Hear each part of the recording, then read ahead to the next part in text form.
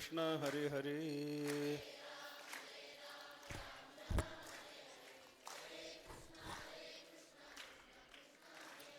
हरे राम राम राम हरे हरे हरे कृष्ण कृष्ण कृष्ण हरे हरे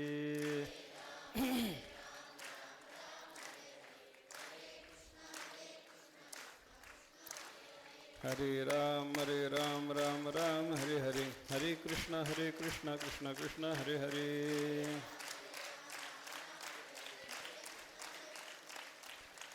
पुंडलिक वरदा हरि विठ्ठल श्री ज्ञानदेव तुकाराम सद्गुरु गुंडा महाराज की जय सद्गुरु हरि महाराज की जय सततं कीर्तयन्तो मां यतन्तश्च दृढव्रताः नमस्यन्तश्च मां भक्त्या नित्ययुक्ता उपासते तरी कीर्तनाचे नटनाचे नाशिले व्यवसाय प्रायश्चित्ताचे जे नामच नाही पापाचे ऐसे केले. भगवान श्रीकृष्ण परमात्मा गीतेच्या 9व्या अध्यायामध्ये जो विचार सांगतात, जे ज्ञान सांगतात, त्या ज्ञानाच्या संबंधानं थोडंसं चिंतन आपलं चालू आहे. हे ज्ञान कसं आहे याबद्दल देवाने दुसऱ्या श्लोकातून जो विचार सांगितला तो पाहत होतो आपण. आणि त्याच्यात देवाने सांगितलं राजविद्या राजगुह्यम पवित्रमिदम उत्तमम प्रत्यक्षावगमम धर्म्यम सुसुखम कर्तुमव्ययम अशा शब्दामध्ये भगवंतांनी या 9व्या अध्यायात सांगितलेलं विशेष ज्ञानाचं चिंतन मांडलेलं आहे. अध्यात्मविद्याचं वर्णन करत असताना भगवंतांनी सांगितलं की हे राजविद्या आहे. राजविद्या म्हणजे काय? सर्व विद्याचा राजा आहे. सर्व विद्याचा राजा म्हणजे काय? जगामध्ये जेवढ्या काही विद्या आहेत त्या संपादन करत असताना ज्या विद्येकरता या विद्या संपादन करायच्या असतात, बाकीच्या विद्या ज्या विद्येकरता आहेत अशी मुख्य विद्या म्हणजे अध्यात्मविद्या आहे. कोणतीही विद्या मनुष्यानं संपादन करायची ती त्या विद्येकरता नसून अध्यात्मविद्येकरता संपादन करायची असते. हा महत्त्वाचा भाग लक्षात घेतला की अध्यात्मविद्या सगळ्या विद्याचा राजा आहे असं आपल्याला लक्षात घेता येतं बरं का. म्हणून चिंतन केलं आपण त्या संबंधानं. अन्वीक्षिकी विद्या आहे, त्रयी विद्या आहे, वार्ता विद्या आहे आणि दंडनीती नावाची एक विद्या आपल्याला पाहायला सापडते. या विद्याचा विचार आपण विस्तारानं थोडासा केला. अन्वीक्षिके म्हणजे ज्याच्यात अनु म्हणजे नंतर ईक्षण आहे, परीक्षण आहे, बारकाईचा विचार आहे. सुरुवातीला स्थूल मानानं बोलणं जरी असलं तरी त्याच्यानंतर त्याच्यामध्ये बारकाईवर शिरावं लागतं. अशा पद्धतीची सूक्ष्म विद्या, बुद्धीला तीक्ष्णता आणून देणारी विद्या, अशी न्यायशास्त्राची विद्या, तर्कविद्या, तिला उद्देशन शास्त्रामध्ये अन्वीक्षिकी शब्द आहे. गौतमासारख्या महात्म्यांनी त्या विद्येचा प्रादुर्भाव केला. जगाला ती सगळीच्या सगळी विद्या सांगण्याचं काम गौतमाने केलं, कपिलाचार्यासारख्या महात्म्यांनी केलं असा विचार आपल्याला पाहायला सापडतो. हे दोन ही अन्वीक्षिकी विद्या झाली. त्याच्यानंतर त्रयी विद्या म्हणजे वेदविद्या.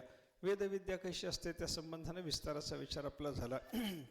संहिता, पदक्रम वगैरे वगैरे. प्रकृतीचा विचार झाला. विकृतीचंही चिंतन करावं लागतं. प्रकृती विकृतीच्या चिंतनानंतर शब्दाचं रक्षण जसं आहे तसं अर्थाचं रक्षण, अर्थाचं रक्षण जसं आहे तसं त्या वाक्यामधून, वेदवाक्यातून सांगितलेल्या प्रयोगाचं रक्षण इथपर्यंत आपल्याला जावं लागतं. आणि आपण स्वतः शब्दपाठ करणं हा स्वाध्याय, आपल्या शिष्यांना ते शब्दपाठ करायला लावणं हे प्रवचन, आपण स्वतः त्या शब्दाचा अर्थ जाणून घेणं हा स्वाध्याय आणि आपल्या शिष्यांना तो सगळाच्या सगळा अर्थ अवगत करून देणं हे प्रवचन. आपण स्वतः तशा पद्धतीचं अनुष्ठान करणं हा स्वाध्याय आहे आणि तशाच पद्धतीचं अनुष्ठान आपल्या अनुयायांना करवणं हा झालाच प्रवचनाचा भाग. असं स्वाध्याय आणि प्रवचन करून शब्दरक्षण, अर्थरक्षण आणि प्रयोग म्हणजे अनुष्ठानाचं रक्षण करणं, अशा पद्धतीनं वेदाचा अभ्यास आपल्याला करावा लागतो. हा वेदाभ्यास करायचा कशाकरता, ही त्रयी विद्या संपादन कशाकरता करायचे याचा जर विचार केला तर मग मोक्षासाठी, ब्रह्मविद्या प्राप्त करून घेण्यासाठी अध्यात्मविद्येकरताच ही त्रयी विद्या संपादन करायची असते असं आपण पाहिलं बरं का. मग अन्वीक्षिकी ही ब्रह्मविद्येकरता, त्रयी विद्या संपादन करायची ती सुद्धा ब्रह्मविद्येकरता. त्याच्यानंतर वार्ता म्हणजे उपजीविका चालवण्याकरता जे ज्ञान संपादन करावं लागतं, अशा पद्धतीच्या ज्या विद्या असतात ज्या उपजीविकाकरता संपादन करायच्या असतात, ते उपजीविकेकरता संपादन करायची विद्यासुद्धा ब्रह्मविद्येकरता संपादन करायची आहे असा विचार आपण केला. कारण उपजीविका कशा करता? देहरक्षणाकरता. मग ही विद्या, वार्ता विद्या संपादन करा, त्याच्यातून उपजीविका चालवा, उपजीविकेतून शरीराची स्वस्थता संपादन करा आणि शरीराच्या स्वस्थतेतून ब्रह्मविद्येचं निवांत चिंतन करा असा विचार असल्यामुळं वार्ता विद्यासुद्धा संपादन करायची ते ब्रह्मविद्येकरता असा एक विचार आपण त्या संदर्भात केला. आणि शेवटचे दंडनीती म्हणजे राजनीतीशास्त्राचा अभ्यास करणं ते सुद्धा कशा करता तर कशा पद्धतीचा दंड करावा, कशा पद्धतीचं शासन करावं, कशा पद्धतीनं आपल्या ताब्यामध्ये असलेल्या राज्याचं रक्षण करावं हा विचार राजाला कळल्याच्या नंतर राजाच्याकडून योग्य अशा पद्धतीचं अनुशासन जर झालं तर त्याच्यातून राजाचीही चित्तशुद्धी आणि प्रजाजनाचीही चित्तशुद्धी आणि सगळ्याचा ब्रह्मविद्येकरता अधिकार सिद्ध होणं असा प्रकार होत असल्यामुळं दंडनीतीचं ज्ञान संपादन करायचं ते सुद्धा ब्रह्मविद्येकरता असं असल्यामुळं बाकी सगळ्या विद्या ब्रह्मविद्येकरता आहेत. ब्रह्मविद्या ही सगळ्या विद्याचा राजा आहे असं भगवंतांनी या ठिकाणी सांगितलं, ते या अर्थानं सांगितलेलं आहे. असा एक विचार आपण काल केला होता. वेगळ्या वेगळ्या विद्या पाहत असताना मग वेदाचं जसं चिंतन येतं तसं उपवेदाचंही चिंतन येतं. आयुर्वेद हा, धनुर्वेद हा, गांधर्वश्चेती त्रयः, अर्थशास्त्रम चतुर्थंच अशा पद्धतीने 4 वेदाचे 4 उपवेद सांगितले. या 4 उपवेदाची विद्या संपादन करायची ती सुद्धा ब्रह्मविद्येकरता संपादन करायची असते. मुख्य विद्या आहे ब्रह्मविद्या आणि ती संपादन करण्याकरता आत्ता आपण ज्या स्थितीत आहोत त्या स्थितीतून पुढं जाण्याच्या दृष्टीनं आपल्याला ज्या ज्या विद्याचा अभ्यास करावा लागेल त्या सगळ्याच्या सगळ्या विद्याचा अभ्यास करणं हा भाग वेगळा आहे. पण मुख्यतः आपल्याला ब्रह्मविद्या संपादन करायची हे लक्षात घ्या बरं का. मग ब्रह्मविद्येकरता बाकीच्या विद्या जर असतील तर बाकीच्या विद्या या प्रजाजनासारख्या आहेत आणि ब्रह्मविद्या ही राजासारखी आहे असं चिंतन करून भगवंतांनी या विद्येला राज्यविद्या म्हणलं. एवढा विचार आपण कालपर्यंत थोडासा पाहिला होता. त्याच्या पुढचं विशेषण या विद्येला उद्देशून भगवंतांनी लावलेलं आहे राजगुह्यम. ही ब्रह्मविद्या कशी आहे, सगळ्या गुह्याचा राजा आहे अशा पद्धतीचं चिंतन भगवंतांनी इथं सांगितलं. गुह्य म्हणजे काय, गुप्त ठेवण्यासारखी गोष्ट. कित्येक गोष्टी गुप्त ठेवायच्या असतात. अधिकारी असेल तर त्याच्या हातात देणं, अनधिकारी असला त्याच्या हातात देऊ नये अशा पद्धतीचा विचार आहे बरं का. मी उदाहरणानं परवा सांगितलं तर आपल्याकडे काड्याची पेटी आहे, पण ही काड्याची पेटी मागायला आलेला माणूस कोण आहे याचा विचार करून त्याच्या हातात पेटी द्यायची की नाही हे ठरवलं पाहिजे बरं का. काड्याची पेटी मला स्वयंपाक करायचं आणि चूल पेटवायची म्हणून जर कोणी मागायला आलं तर त्याला दिली पाहिजे. आणि समोर ही गवताची झोपडी आहे, ही मला पेटवायची आहे, काड्याची पेटी देता का म्हणून जर कोणी आपल्याकडे आला तर त्याला ती काड्याची पेटी देण्याचं कारण नसतं. समोरच्या माणसाचा उद्देश काय, आपल्याजवळ असलेली जी कोणती विद्या किंवा जी कोणती वस्तू असेल ही वस्तू त्याच्या हातात दिल्यानंतर तो कशी वापरणार आहे याच्यावरून आपण ती वस्तू त्याच्या हातात द्यायची की नाही हा जसा विचार असतो ना, त्या पद्धतीनं विद्येचं सुद्धा रक्षण करत असताना योग्य अधिकारी असला तर त्याच्या हातात विद्या द्यावी आणि अनधिकारी असला तर त्याच्या हातामध्ये विद्या देऊ नये. गोपाय माम, विद्यानं सांगितलं माझं रक्षण कर, ते अशा पद्धतीचं रक्षण असतं असा एक विचार आपण पाहून आलो बरं का. म्हणजे विद्या गुप्त ठेवण्यासारखी गोष्ट आहे. अधिकारी असला तरच त्याच्यासमोर व्यक्त करावी बरं का. ज्ञानेश्वर महाराजांनी साधूच्या बद्दल वर्णन करताना असं सांगितलं ना, साधू कसा असतो, मोक्षाची सोडी बांधी करी. ज्ञानेश्वर महाराज सांगतात तो मोक्षाची सोडीही करतो आणि मोक्षाची बांधीही करतो. मोक्ष बांधूनही ठेवतो आणि मोक्ष मोकळा करूनही जगाला दाखवत राहतो असं साधूचं जे वर्णन केलं की नाही त्याच्यात असं चिंतन करावं लागतं. अनधिकारी भेटला बांधी करी आणि अधिकारी भेटला की मग साधू त्या मोक्षाची सोडी करी असं चिंतन आपल्याला करावं लागतं बरं का. हे मोक्ष सोडून दाखवणं, ब्रह्मविद्या सगळीच्या सगळी उघड करणं हा जसा प्रकार असतो तसा अनधिकारी भेटल्याच्या नंतर ब्रह्मविद्या गुप्त ठेवणं हा सुद्धा प्रकार आपल्याला पाहायला सापडतो. कित्येक वेळेला महापुरुषांनी अशा विद्या आपल्याकडे असलेल्या गुप्त ठेवलेल्या पाहायला सापडतात बरं का. सेवा केल्याशिवाय विद्या प्राप्त होत नाही. कोणी याला भलत्या पद्धतीनं आपल्याला विद्या मागायला लागला तर त्याला विद्या न देणारे असे महापुरुष आपल्याला पाहायला सापडतात बरं का. म्हणजे काही कित्येक गोष्टी गुप्त ठेवायच्या असतात. काही मणी गुप्त ठेवायला सांगितले, काही मंत्र गुप्त ठेवायला सांगितले, काही औषधी गुप्त, औषधी म्हणजे वनस्पती काही गुप्त ठेवायला आपल्याला शास्त्रानं सांगितलेलं पाहायला सापडतं बरं का. त्या मंत्राचं रक्षण करण्याच्या दृष्टीनं मंत्र गुप्त ठेवावा लागतो. एखादा मंत्र कोणाला शिकवायचा आणि कोणाला शिकवायचा नाही याच्याबद्दलचा थोडासा विचार असतो की नाही. ते तुम्हाला माहिती आहे का हो, एखाद्या माणसाला विंचू चावला तर त्याला विंचू चढवायचा मंत्र असतो म्हणे, माहिती आहे का तुम्हाला? कोणाला माहिती असलं तर सांगा की एकदा. विंचू चढवण्याचा एक मंत्र असतो ना, असतो म्हणे, म्हणतात बाबा विंचू चढवायचा मंत्र असतो म्हणे आणि विंचू उतरवायचा मंत्र असतो म्हणे बरं का. आता हा विंचू चढवायचा मंत्र एखाद्याला येत असला तर त्यानं प्रगट करावा की गुप्त ठेवावा सांगा बरं मला. प्रगट करू द्या का त्याला. विंचू चढवायचा मंत्र तुम्हाला सगळ्याला कोणाकोणाला शिकायचा हात वर करा की जरा. कोणाकोणाला शिकायचं विंचू चढवायचा मंत्र आणून देतो माणूस. मला येत नाही पण ज्याला ज्याला येतं असा माणूस तुम्हाला आणून द्यायची जबाबदारी घेतो. तुम्हाला चढवायला शिकायचं आहे का सांगा. तुम्ही इथं बसलात तुम्ही म्हणणारच मला शिकायचं नाही म्हणून, हे मला माहिती आहे. पण कसं आहे बघा, अशा पद्धतीची जर विद्या असली तर ते गुप्त ठेवलेलीच बरी. विद्येच्या बद्दल असं सांगितलं जातं की बाबा अधिकारी असला तर त्याच्या हातात विद्या द्यावी बरं का. आता हे मंत्रसुद्धा जे अशा पद्धतीचे निर्माण केलेले आपल्याला पाहायला सापडतात ना. कित्येक नवनाथासारख्या अधिकारी पुरुषांनी निर्माण केलेले शाबरी मंत्र वगैरे हेही मंत्रच आहेत बरं का. वेदशास्त्रातून पुराणातून आलेले मंत्रसुद्धा ऋषींनी सांगितलेले ते सुद्धा मंत्रच आहेत. हे सगळे मंत्र समर्थ असतात. त्यांच्या ठिकाणी ताकद असते.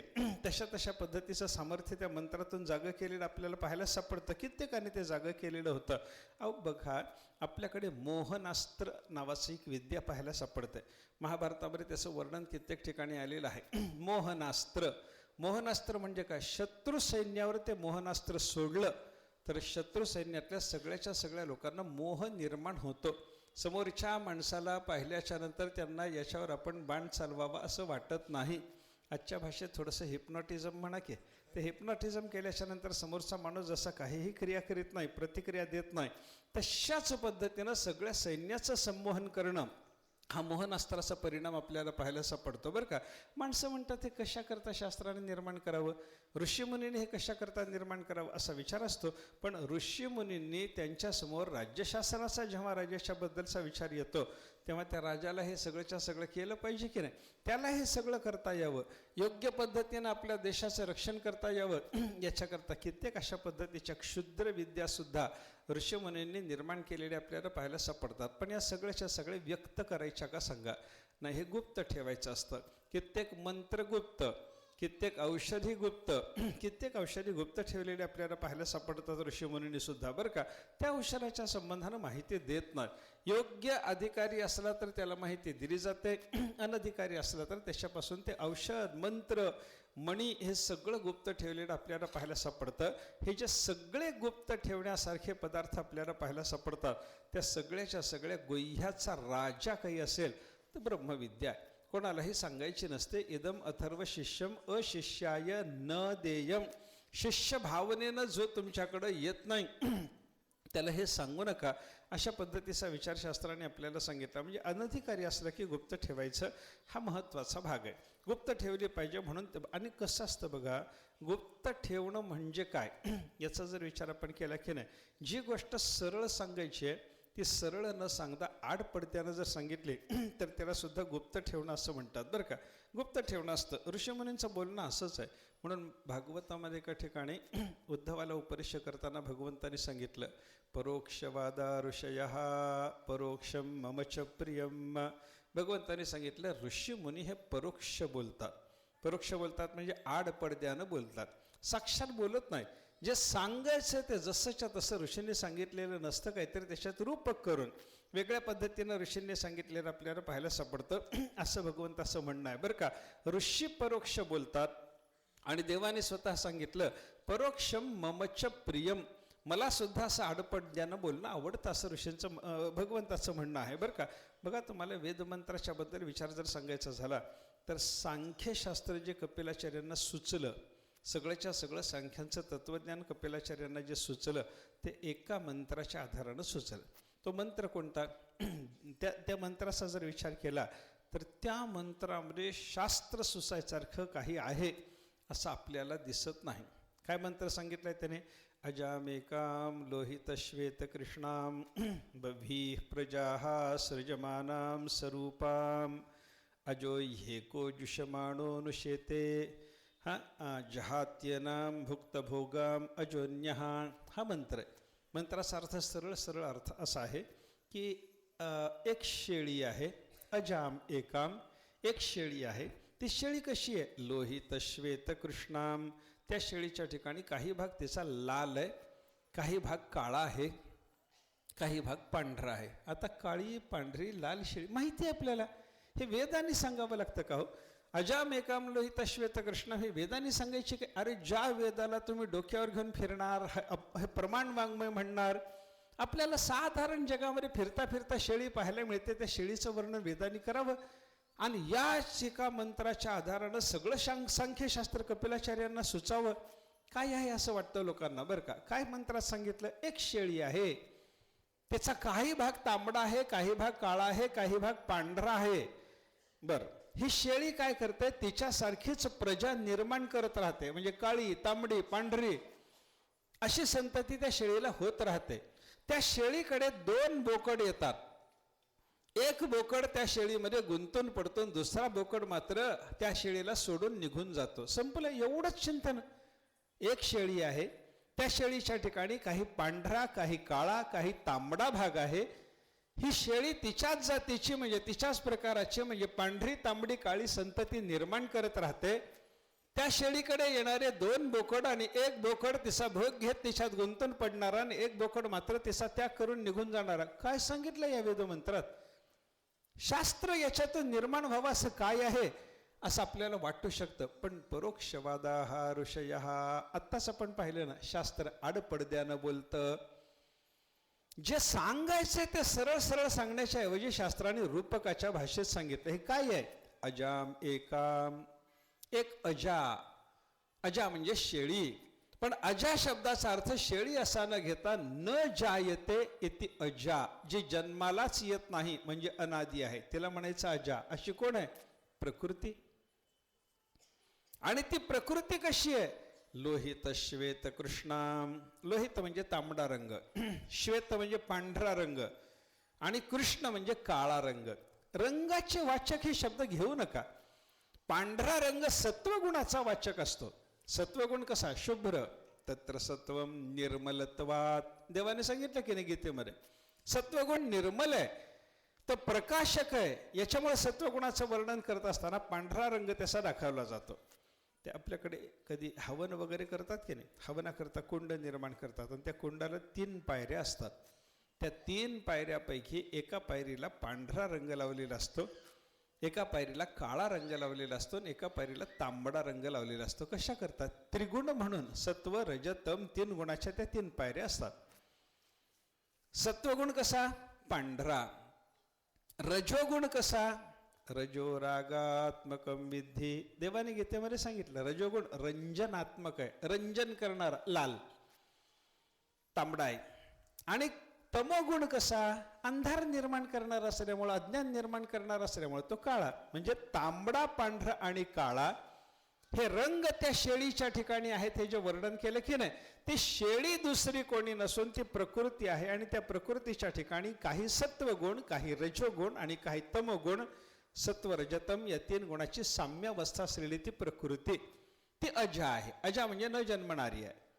लोहित श्वेत कृष्ण आहे. आणि ती काय करते?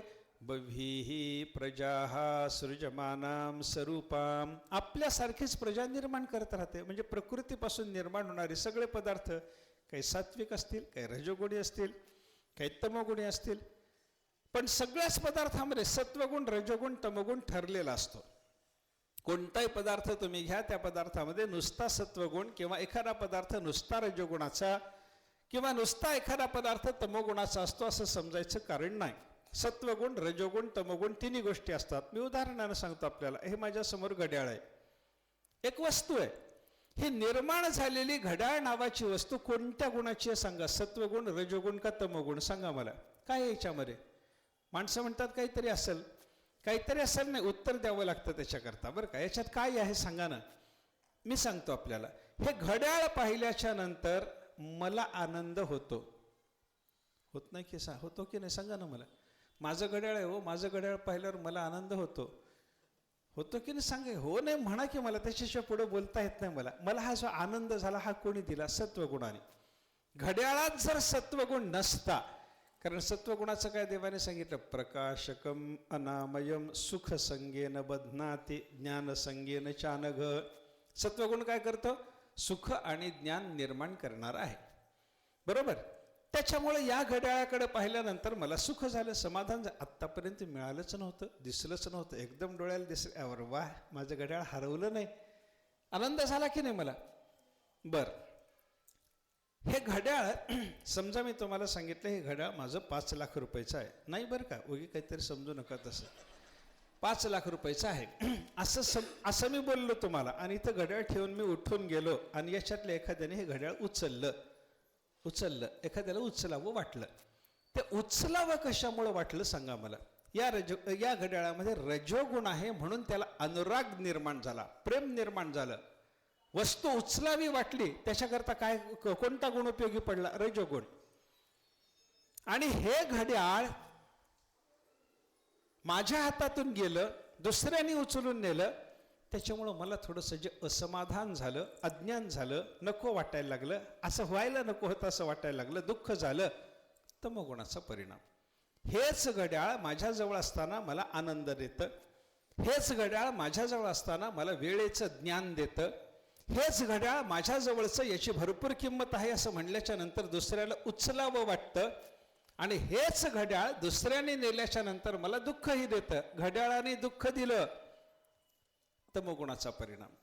घड्याळ उचलावं वाटलं, रजोगुणाचा. घड्याळच नाही हो, काही उचलावं वाटतं माणसाला. बघा तुम्ही, काही रस्त्यानं जाता जाता शेण सुद्धा माणसं उचलून नेत होती पूर्वी, आता नेत नाहीत, पण सारवायला उपयोगी पडेल म्हणून शेण सुद्धा नेत होते की नाही माणसं उचलून, शेण सुद्धा उचलून न्यायचे.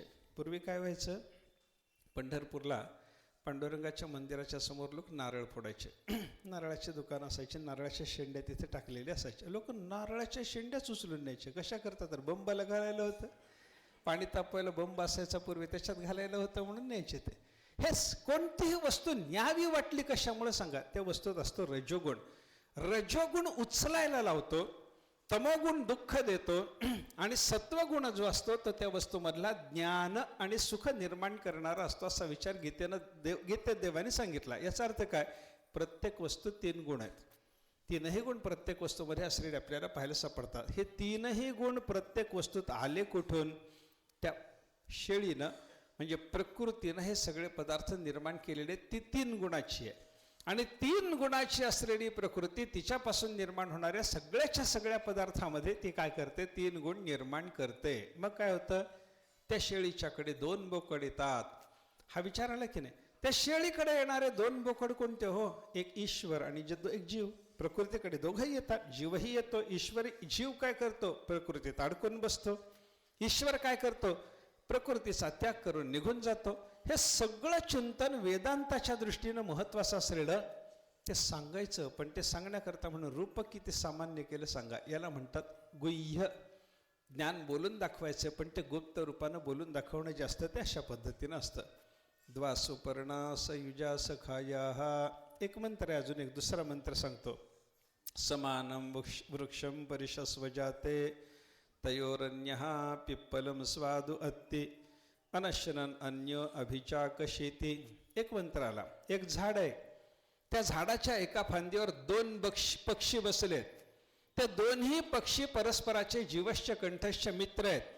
त्याच्यातला एक पक्षी झाडाला लागलेली मधुर फळं सेवन करतोय, खातोय, फळं खातोय, आणि दुसरा पक्षी मात्र फळं न खाता प्रकाशनाचं काम करत राहतो.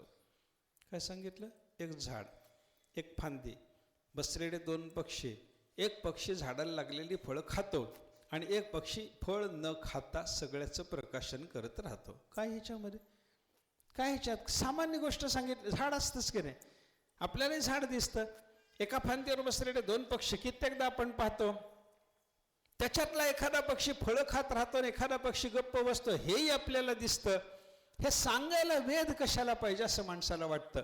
पण याच्यामध्ये गुप्त रूपानं वेदानं कसं ज्ञान सांगितलं याचा विचार करा. ते झाड म्हणजे सामान्य झाड नाही, ते संसार रूपी वृक्ष आहे. ऊर्ध्वमूलम अधशाखम अश्वत्थम प्राहुरव्ययम छंदांसी यस्य पर्णानि यस्तं वेद स वेदवित.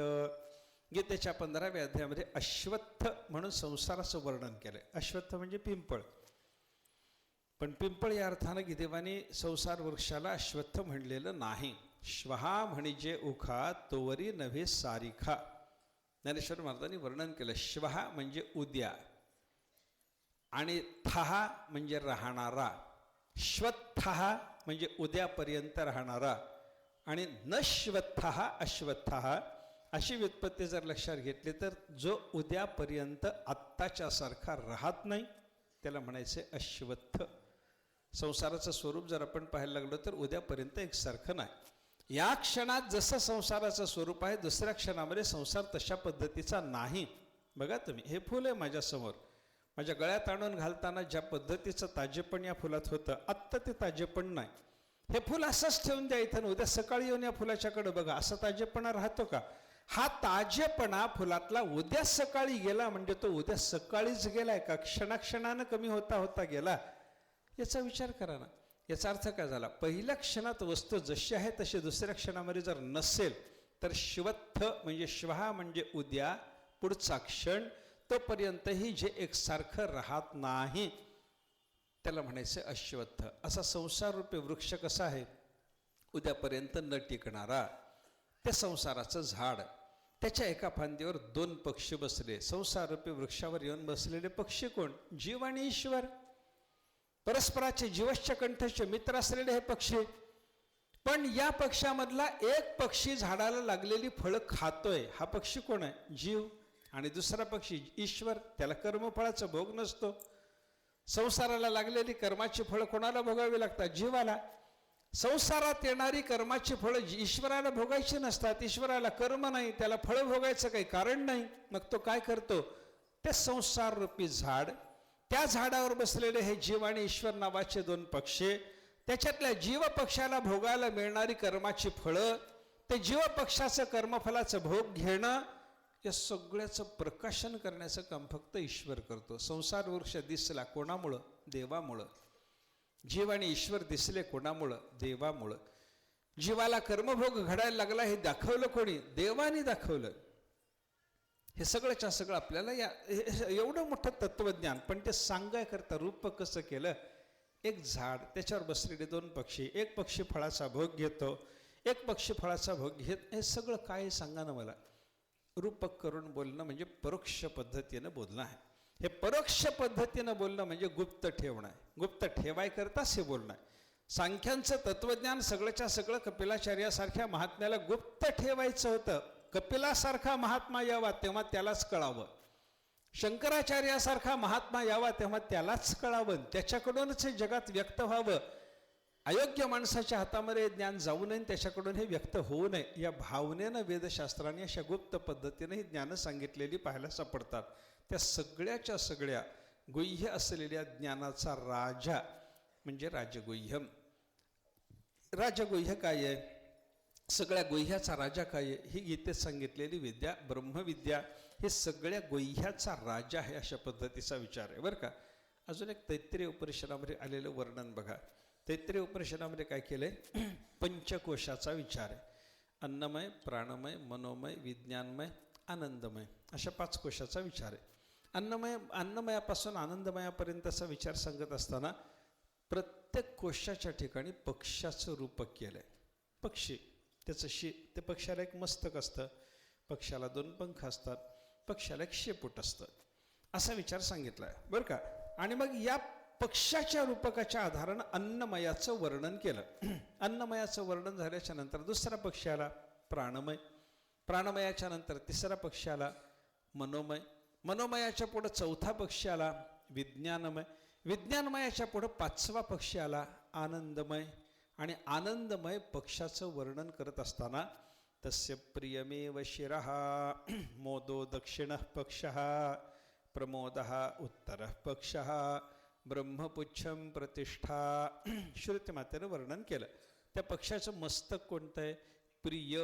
आनंदामध्ये 3 प्रकार सांगितले शास्त्रकाराने बरं का. प्रिय, मोद, प्रमोद. आपल्याला अनुकूल वाटणारी वस्तू दिसल्याबरोबर आनंद आहे. मला सांगा, मी उदाहरणानं सांगतो. आपल्याला लाडू समजा आपल्याला आवडतो, लाडू दिसल्यावर आनंद होतो की नाही? हो नाही म्हणा की. काही द्यायचं नाही, घ्यायचं नाही आपल्याला. मला तुमचं जाऊ द्या, मला आवडतं लाडू, मला लाडू आवडतो, तर मला लाडू दिसल्यावर आनंद होईल की नाही? दाखवू नका, पण लाडू बघितल्यावर मला आनंद होईल की नाही? होतो. बरं, लाडू बघितल्यावर मला जसा आनंद होतो तसा लाडू माझ्या हातात जर तुम्ही दिला तर मला आनंद होतो की नाही? सांगा. कसं आहे सांगा की. होतो ना. बरं, लाडू दिसला होता, तो तुमच्या जवळ होता, तेव्हाही मला पाहिल्यावर आनंद झाला होता, पण तुम्ही माझ्या हातात लाडू दिल्याच्या नंतर माझा आनंद वाढला का तेवढाच राहिला? वाढला. बरं, त्याच्यानंतर तुम्ही मला आग्रह केला, महाराज खाऊनच बघा एखादा लाडू. असं म्हणल्याच्या नंतर मी लाडू खाल्ला. आता लाडू खायला मिळाल्याच्या नंतर मला आनंद होईल की नाही सांगा मला? होईल ना? मग लाडू पाहिला तेव्हाही आनंद होता, लाडू हातात आला तेव्हाही आनंद आहे, आणि लाडू पोटात गेला तेव्हाही आनंद आहे. सगळा आनंद एकसारखा आहे का वरचेवर वाढला? हो, दिसला तेव्हा आनंद होता, त्याच्यापेक्षा हातात आल्यावर जास्त. हातात आलेला लाडू मला खायला सांगितल्यावर, मी पोटात घेतल्यावर जास्त आनंद. म्हणजे काय? प्रिय दर्शन, प्रिय लाभ आणि प्रिय भोग याच्याने होणाऱ्या आनंदाला प्रिय मोद प्रमोद म्हणतात. प्रिय म्हणजे काय? अनुकूल असलेल्या वस्तूच्या दर्शनानं होणारा आनंद. मोद म्हणजे काय? अनुकूल असलेली वस्तू ताब्यात आल्यानंतर होणारा आनंद. आणि प्रमोद म्हणजे काय? अनुकूल असलेल्या वस्तूचा भोग घडल्याच्या नंतर मिळणारा जो आनंद असतो, याला प्रिय मोद प्रमोद म्हणतात. आनंदमय कोशरूपी पक्षाच्या मस्तकस्थानात काय आहे? प्रिय. आनंदमय पक्षाच्या उत्तर पक्षामध्ये कोणता आनंद आहे? मोद. दक्षिण पक्षामध्ये उजव्या डाव्या पक्षाचा पंखाचा विचार केला, त्याच्यामध्ये उजव्या पंखात कोणता आनंद येतो? प्रमोद. आता शेपटात काय येतं? ब्रह्मपुच्छम प्रतिष्ठा. त्याच्या शेपटामध्ये परब्रह्म आहे असं वर्णन आलं. मला सांगा, आता परब्रह्माचं वर्णन करायचं आहे, परब्रह्मापर्यंत जाऊन पोहोचायचं आहे. अन्नमय कोशापासून परब्रह्मापर्यंत जाऊन पोहोचत असताना अन्नमय कोश म्हणजे परमात्मा नाही, प्राणमय कोश म्हणजे परमात्मा नाही, मनोमय कोश म्हणजे परमात्मा नाही, विज्ञानमय कोश म्हणजे परमात्मा नाही, तसं आनंदमय कोश म्हणजे परमात्मा आहे का नाही याचा जर विचार केला तर आनंदमय कोशापर्यंत, अन्नमयापासून आनंदमयापर्यंत जाताना पक्षाचं रूपक सांगितलं, पण पुढचा परमात्मा सांगायकरता पुढं पक्षीच सांगितला नाही. मग अन्नमयाला परमात्मा म्हणावं का, असा प्रश्न येतो. पण अन्नमय कोश म्हणजे आनंदमयाला परमात्मा म्हणावं का असा प्रश्न येतो. पण तो आनंदमय कोश म्हणजे ही परमात्मा नाही, तो परमात्मा सांगितला कुठं? आनंदमय कोशाच्या शेपटामध्ये ते ब्रह्म सांगितलेलं आहे. ब्रह्मपुच्छम प्रतिष्ठा. आनंदमय कोशाची प्रतिष्ठा म्हणजे आनंदमय कोशाला उभं करणारा. कसं असतं, शेपटावर बरंचसं अवलंबून असतं पक्षाचं बरं का. उडणं सगळं पंखावर जसं आहे तसं शेपटावर सुद्धा बॅलन्स ठेवणं वगैरे सगळं असतं त्याचं बरं का. त्या शेपटाच्या ठिकाणी कोण आहे? ब्रह्म आहे. मग शेपटात ब्रह्म सांगावं का असं कोणी जर विचारलं, शेपट म्हणजे गौण भाग ना, मग गौण भागामध्ये परब्रह्म कसं सांगितलं असं कोणी जर विचारलं तर त्याच्याकडचा पुढचा शब्द आहे प्रतिष्ठा. त्याला टिकवून ठेवणारं जर कोण असेल, आनंदमय कोशाला टिकवून ठेवणारं जर कोण असेल तर ते परब्रह्म आहे. अशा पद्धतीनं ते चिंतन केलेलं आपल्याला पाहायला सापडतं. मग परमात्म्यापर्यंत जाऊन पोचाय करता अन्नमय कोशापासून 5 कोशाचा विचार सांगता सांगता 5ही कोशाच्या ठिकाणी पक्षाचं रूपक करून शेवटी पक्षी न सांगता शेवटच्या पक्षाच्या शेपटामध्ये परब्रह्म आहे असं जर श्रुतिमाता दाखवत असेल, हे गुप्त सांगणं झालं की नाही? बोला, गुप्त सांगणं आहे. अशा गुप्त पद्धतीनं ब्रह्मविद्या सांगितली जाते. म्हणून ब्रह्मविद्येच्या बद्दल सांगितलं राजगुह्यम. ही गुह्यामध्ये सगळ्या राजा आहे, म्हणजे सगळ्या गुह्याचा राजा, एवढी गुप्त ठेवण्यासारखी विद्या आहे. पुढं चला. राजविद्या राजगुह्यम पवित्रमिदमुत्तमम. हे उत्तम पवित्र ज्ञान आहे. ज्ञानासारखी पवित्र वस्तूच नाही. देवाने गीतेमध्ये नहि ज्ञानेन सदृशम पवित्रमिह विद्यते. या ज्ञानासारखी पवित्र वस्तू जगामध्ये नाही. पवित्र कोणाला म्हणतात? जे अपवित्राला आपल्या संपर्कात आल्यानंतर पवित्र करतं त्याला पवित्र म्हणतात. गंगा पवित्र का? गंगेमध्ये गेलेल्या सगळ्या अपवित्राला गंगा पवित्र करते. म्हणून गंगेला पवित्र म्हणायचं, दुसरं काही कारण नाही. गंगा पवित्र कशामुळं? अपवित्राला पवित्र करते म्हणून. तसं ज्ञानाला पवित्र का म्हणायचं? ज्ञान ज्याच्या ज्याच्याकडं आलं त्याला पवित्र करतं म्हणून ज्ञानाला पवित्र म्हणावं. कसंही ज्ञान असो, परोक्ष अपरोक्ष दोन्ही ज्ञानाचा विचार सांगत असताना पंचदशीकारांनी सांगितलं परोक्षम ब्रह्मविज्ञानम शाब्दम देशिकपूर्वकम बुद्धिपूर्वकृतम पापम कृत्स्नम दहति वह्निवत.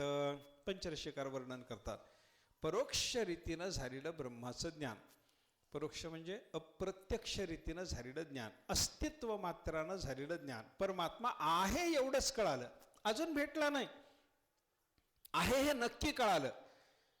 त्याच्यानं काय होतं, त्या परोक्ष ज्ञान, ते परोक्ष ज्ञान कसं, परोक्ष झालेलं ज्ञान, पण कसं, ब्रह्मविज्ञानम, परमात्म्याचं, दुसऱ्या कोणाचं नाही. अप्रत्यक्ष झालेलं देवाचं ज्ञान, अस्तित्व मात्रानं झालेला देवाचा बोध, बरं का. आणि तो कसा, शाब्दम, वेदशास्त्राच्या संताच्या शब्दातून तो बोध झाला पाहिजे. आणि देशिकपूर्वकम, गुरुच्या मुखातून ते शब्द ऐकून आपल्याला बोध झाला पाहिजे. असा झालेला परोक्ष ज्ञानाचा भाग, त्याच्यानं काय होतं, बुद्धिपूर्वक कृतम पापम कृत्सनम दहती वन्यवत. जसं अग्नी गवताची काडी जाळून टाकतो, त्याप्रमाणे हे परोक्ष रीतीनं झालेलं, अप्रत्यक्ष रीतीनं झालेलं, केवळ देव आहे एवढ्या पद्धतीनं झालेलं देवाचं निश्चित ज्ञान मनुष्याच्या ठिकाणी असणाऱ्या सगळ्या बुद्धिपूर्वक केलेल्या पापाचा नाश करून टाकतं म्हणे, बरं का. मनुष्याचं पाप जातं, प्रायश्चित्तानं पाप जातं, पण प्रायश्चित्तानं जाणीव नसताना घडलेलं पाप जातं, मुद्दाम केलेलं पाप जात नाही. मुद्दाम केलेलं पाप जायला ज्ञान लागतं, म्हणजे ज्ञानाने सगळ्या पापाचा नाश होतो. अपरोक्षात्मविज्ञानम, अपरोक्ष रीतीनं झालेलं आत्मज्ञान, ते पुन्हा शाब्दम देशिकपूर्वकम, शब्दानं झालेलं, गुरुपासून झालेलं. ते काय करतं, संसार कारणात ज्ञान तमसश्चंड भास्कर, संसाराला म्हणजे जन्म मरण भोगायला कारण असलेलं जे अज्ञान, ते अज्ञान जाळून टाकणारं अशा पद्धतीचं ते अपरोक्ष ज्ञान आहे. अज्ञानाला जाळायला अपरोक्ष ज्ञान लागतं, आणि बुद्धिपूर्वक केलेल्या पापाच्या दहनाकरता परोक्ष ज्ञान लागतं, उपयोगी पडतं. मग परोक्ष अपरोक्ष दोन्ही ज्ञान अपवित्र असलेल्या माणसाला जर पवित्र करण्याचे समर्थ असतील, तर त्यांच्यासारखं दुसरं काही पवित्र नाही. म्हणून पवित्रम इदम उत्तमम, अतिशय उत्तम पवित्र म्हणून त्याचं वर्णन केलेलं पाहायला सापडतं. पुढं वर्णन करताना भगवान म्हणतात प्रत्यक्ष अवगमम, बरं का. प्रत्यक्ष रीतीनं कळणारं हे ज्ञान आहे, अनुभवाला येणारं हे ज्ञान आहे, अनुभवात पर्यवस्थित होणारं हे ज्ञान आहे. गुरुनी सांगितलं तू ब्रह्म आहेस, हे ब्रह्म आहेस हे एकदम पटत नाही, शेवटी अनुभवात उतरतं, शेवटी अनुभवात उतरतं. आणि अनुभवात उतरणारं हे ज्ञान बघा, बाकी कोणतंही ज्ञान जे असतं ना, ते अनुभवात उतरत नाही. आपण आपल्याला एखाद्याने म्हणलं, मला सांगितलं, एखाद्या पोराचा गौरव करताना एखाद्याला ते कोणीतरी म्हणलं, वा वा वा, पराक्रम पाहिल्याबरोबर माणसं म्हणतात, हा तुमचा मुलगा आहे ना सिंह आहे, सिंह. अरे सिंह कशाचा आला, सिंह कशाचा असतो, सिंह म्हणलं एखाद्याला म्हणजे काय लगेच सिंह होतो का तो, त्याला अनुभव येतो का सिंह असल्यास, त्याला माहीत असतं मी कुत्रच आहे म्हणून. लोक जरी मला सिंह म्हणत असले तरी मी कुत्रे, माहिती असतं की नाही, त्याला माहिती असतं. एखाद्या माणसानं काहीतरी दान केलं, समजा थोडंफार दान झालं काहीतरी, बरं का, काहीतरी दान केलं, ऐरण की चोरी करी सुई का करी दान, असं काही काय ना, बारीकसं दान केलं.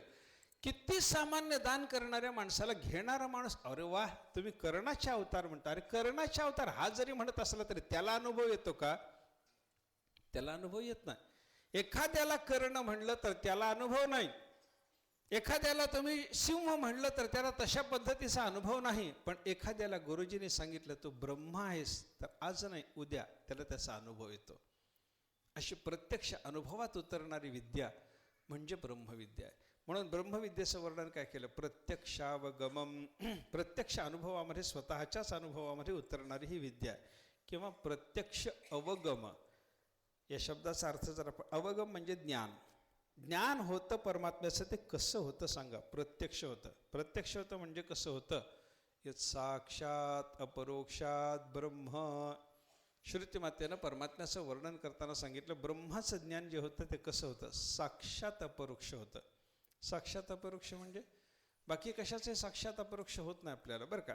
समजा मला आता हे माझ्यासमोर एक वस्तू आहे, चष्मा आहे माझा, हा माझा चष्मा मला बघायचा झाला, हा बघायचा आहे बरं का, हा बघायचा जर झाला तर मला याच्याकरता काय लागतं सांगा, कशानं दिसतो हा चष्मा मला, डोळ्यांनी दिसतो. डोळ्यांनी दिसतो याचा अर्थ डोळ्याच्या द्वारा दिसतो का साक्षात दिसतो, डोळ्याच्या द्वारा दिसतो, साक्षात दिसत नाही. डोळ्या वाचून चष्मा दिसतो का, दिसत नाही.